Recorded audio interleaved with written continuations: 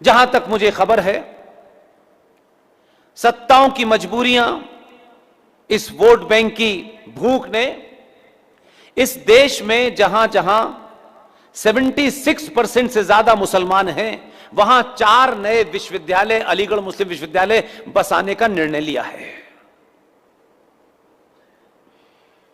तत्कालिक तौर पे कोई पार्टी जीत सकती है, वोट ले सकती है, पार्टियां आएंगी चली जाएंगी, सरकारें गिरती रहेंगी, संगठन बनते बिगड़ते रहेंगे, लेकिन जो इस जमीन पर जहर स्थापित आप कर रहे हैं वो हजारों साल तक आपको भुगतना पड़ेगा। लेकिन चल रहे, हमारे मुद्दे ये नहीं है। हमारा मुद्दा प्याज महंगी कैसे हो गई। हम प्याज के महंगे होने पर सरकार गिराते हैं, ऐसे लोग दुनिया में कहीं नहीं मिलेंगे। सारी बेरोजगारी सनातनी हिंदू के पास है, किसी और के पास है ही नहीं। सबको सरकारी नौकरी चाहिए और जो नौकरी नहीं दे पा रहा वो सरकार गिरा देता है। 11th फेल है, बीए में एडमिशन नहीं मिल रहा, लेकिन नारे लगा रहा है कि बेरोजगारी बढ़ रही है और हम खुश हैं। इसलिए आपकी संसद में आपका सौदा कर दिया गया, खुल्लम खुल्ला किया, सबके सामने किया, और हम सब उस वक्त भी जिंदा थे और आज भी इत्तेफाक से जिंदा हैं। लेकिन उन मुद्दों को हमने जाना ही नहीं कि जिसमें हमारे राष्ट्र का सौदा हो गया है। हम जड़ की जगह पत्तों पे पानी डाल रहे हैं और नेता इस देश के इतने चाटुकार हैं, माफ कीजिएगा किसी पार्टी के हों, वो बताएंगे ही नहीं आपको, ना विधानसभा में बताएंगे, ना आपके पास आके बताएंगे, आपके घर में भी आएंगे तब भी नहीं बताएंगे, और वही पट्टा डाल के कहेंगे कि देखिए हम सनातनी हिंदू हैं। इतना बड़ा सौदा हुआ है कि आपको उसका अंदाजा नहीं है। अब कुछ लोग लड़ रहे हैं उसके लिए, तो भी कुछ ठेकेदार रोकना चाहते हैं। इसलिए मैंने कहा कि संगठन और पार्टियां आदमी के बोलने पे टेप लगा देती हैं, झूठ सुनती हैं और झूठ सुनाती हैं। 1995 में भारत की संसद में 2 सौदे हुए और उन सौदों में 3 ऐसे हैं जो सनातनी हिंदू के एकमात्र भगवान राम की धरती का सौदा हुआ, और हमने सौदा में बोले भी नहीं, विरोध भी दर्ज नहीं कराया, बाहर निकल के चिल्लाए भी नहीं, कोई धरना प्रदर्शन नहीं हुआ, उसके लिए कोई रथ यात्रा नहीं निकली, कोई नहीं निकली। 1991 में इस देश के प्रधानमंत्री कौन थे? पीवी नरसिम्हा राव साहब। वो जिस भी दबाव में प्रधानमंत्री बने सबको पता है। इस पत्रकारिता के लंबे सफर में एकमात्र प्रधानमंत्री हैं जिसको मैं चाणक्य मानता हूं, लेकिन वो जिन हालातों में काम कर रहे थे उनके पास कोई रास्ता नहीं था। 1991 में अयोध्या मूवमेंट अपने पीक पर था और अयोध्या मूवमेंट को टेम करने के लिए नरसिम्हा राव एक बिल लेकर आए और बातचीत कर ली थी पहले से गेरुए पट्टे वालों से कि हम ये कर रहे हैं, लेकिन उस वक्त एजेंडा हमारा तत्कालिक सत्ता तक पहुंचना था। इस राष्ट्र के एक लंबे सफर में यह सुरक्षित रहे यह कतई नहीं था। और उन्होंने कहा कि हम एक कानून बनाने जा रहे हैं और हम जानते हैं कि आपकी दुकान इस अयोध्या पे चलेगी, हम इसको इस कानून से अलग कर देते हैं, बाकी पे हम एक कानून बना रहे हैं। यही मैं कह रहा हूं कि जो विजनरी लोग होते हैं वो तत्कालिक फायदे के लिए नहीं लड़ते, वो 1000 साल के लिए लड़ते हैं। और क्योंकि हमने सारी ताकत राजनीतिक दलों को दे दी है कि तुम जो दिल चाहे कर लो, इसलिए हर प्राइम मिनिस्टर आया और अयोध्या पे निगोशिएशन करना शुरू करता था।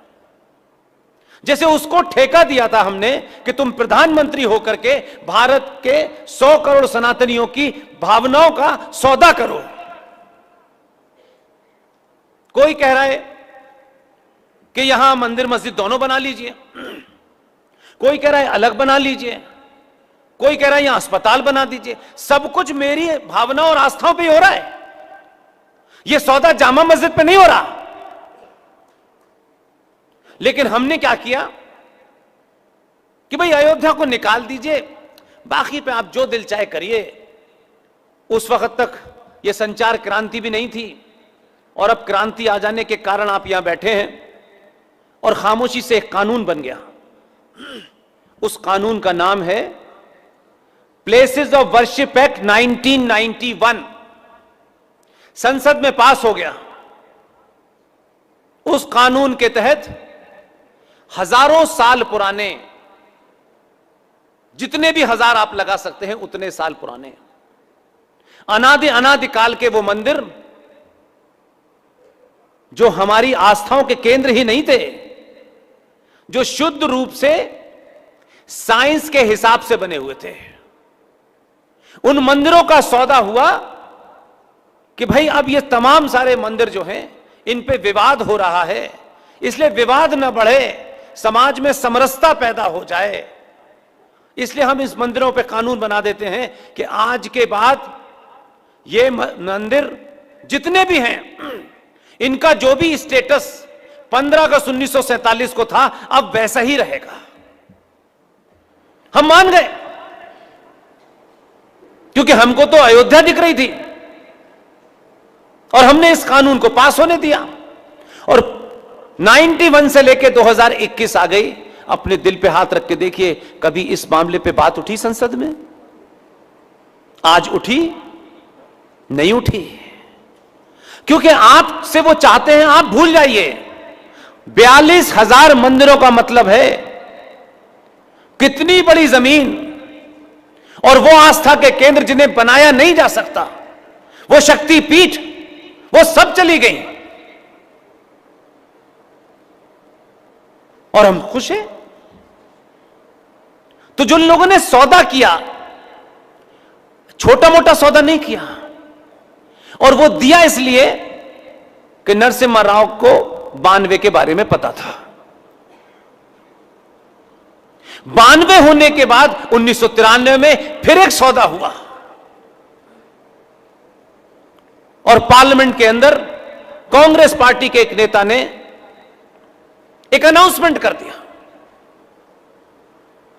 और वो अनाउंसमेंट बाकायदा एक डिजाइन के तहत करवाया गया, और कहा गया कि भारत में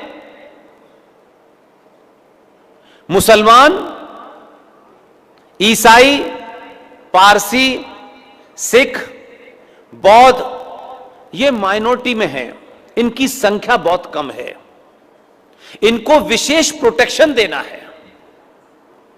तो उनके लिए नेशनल कमीशन फॉर माइनॉरिटीज बन गया। जब हमने आरटीआई डाल के ये पूछा कि ये जो अल्पसंख्यक जिसका जिक्र इस माइक से हुआ, ये जो अल्पसंख्यक है, अकलियत है, माइनॉरिटी है, इसका बेसिस क्या है कि ये माइनॉरिटी कहलाएगा और ये माइनॉरिटी नहीं कहलाएगा? तो उन्होंने ब्लैंक कागज भेजा। उन्होंने कहा, जब इसका अनाउंसमेंट हुआ था, इस तरीके की ना कोई इसकी परिभाषा है ना कोई डेफिनेशन है, इसलिए इस देश में आज भी 35,000 पारसी और 20 करोड़ मुसलमान अल्पसंख्यक हैं इस देश में, और उनके लिए आयोग बना हुआ है, वो चल रहा है। फिर दिल नहीं भरा, क्योंकि मुसलमानों को कांग्रेस से बाबरी मस्जिद गिरने की कीमत लेनी थी, वो वहीं नहीं रुके, इसलिए उन्होंने हर वो मांग की जो अगले 1000 साल तक उन्हें फायदा पहुंचाए। हमारे लोग होते तो कहते 2 टिकट दे दीजिए एमपी की, 2-4 मकान दे दीजिए और कर लीजिए जो दिल चाहे करना है। उन्होंने 95 में क्या किया? 95 में उन्होंने एक ऐसा एक्ट जो 1923 में अंग्रेजों ने बनाया था और 1956 में उस एक्ट के अंदर हमारे फूल वाले चचा ने अमेंडमेंट किया था और उसके बाद श्रीमती इंदिरा गांधी ने उसमें कुछ करेक्शन कर दिया था। यह बात आप पार्टी पॉलिटिक्स में नहीं बता सकते, लेकिन इतिहास में जो दर्ज है उसे सही बताना चाहिए। उन्होंने थोड़ा बहुत कुछ ठीक किया, लेकिन इंदिरा गांधी की हत्या के बाद मुसलमानों ने अपनी कीमत मांगी, और छोटी मोटी कीमत नहीं, अपने दिल पे हाथ रख के देखिए कि अगर हमको यह कभी मौका मिला जिंदगी में बार्गेन करने का, तो हम अपने लिए 2 प्लॉट, बंगलौर में बड़ा मकान, 2-4 चीजों के अलावा नहीं मांगेंगे। आप कह सकते हैं कि उनके यहां पीएचडी नहीं है, पंचर जोड़ने वाले ज्यादा हैं, लेकिन उन्होंने जब मांग की तो यह किया कि 1995 में उन्होंने कहा ये जो वक्फ बोर्ड कानून है इसमें अमेंडमेंट चाहते हैं हम। तो राजीव गांधी ने पहला शपथ लेने के बाद अमेंडमेंट क्या किया? भारत विभाजन के समय बहुत सारे लोग हरियाणा से, दिल्ली से, राजस्थान से चले गए थे। उन मकानों में 50 पैसे, 1 रुपए में बहुत सारे हिंदू जिनको लूटा गया, रेप हुआ, मर्डर हुए, वो उनमें रह रहे थे। उन्होंने कहा कि हमारे भाई जो पाकिस्तान चले गए हैं उनकी ये प्रॉपर्टी है, इस प्रॉपर्टी को वक्फ प्रॉपर्टी घोषित कर दिया जाए। राजीव गांधी ने एक सिग्नेचर से अरबों खरबों की जमीन, लाखों एकड़ जमीन रातों रात वक्फ बोर्ड को दे दी है और बात खत्म हो गई। उसके बाद नरसिम्हा राव चले गए। फिर उसके बाद बीच में जो कुछ हुआ आप सबको पता है। लेकिन 2013 में जब आपके लोगों की गिनती, जिन्हें आप अपना कहते हैं, अभी आपके पास ऑप्शन भी नहीं है, वो उनकी गिनती संसद में 117 थी, 117, और 2013 तक संचार क्रांति हो चुकी थी। 2013 में संसद के अंदर 1995 के वक्फ बोर्ड के कानून को लाया गया और संसद के दोनों सदनों से पास करके उसे एक मूल रूप से कानून बना दिया। कोई धरना प्रदर्शन इस देश में किसी ने सुना कि यह वक्फ प्रॉपर्टी कानून क्या है जो संसद में पास हो गया? न उस पर बड़ी लंबी डिबेट हुई, न वो कभी पब्लिक में आया, उसमें क्या क्या लिखा है, क्या क्या नहीं लिखा है, उसके आने से क्या होगा, किसी ने नहीं पूछा। हम मौन रहे।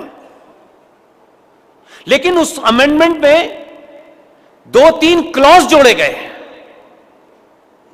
वो कभी चर्चा नहीं हुई उनके ऊपर। इसलिए मैं आपसे विनती कर रहा हूं, आप सच में सनातनी हिंदू हैं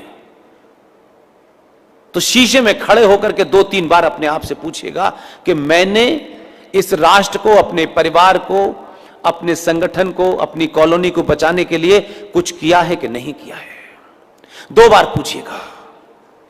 अगर जवाब आपको नहीं मिल रहा तो इसका मतलब है कि आप जो कुछ कर रहे हैं सिर्फ टाइम पास करने के लिए कर रहे हैं।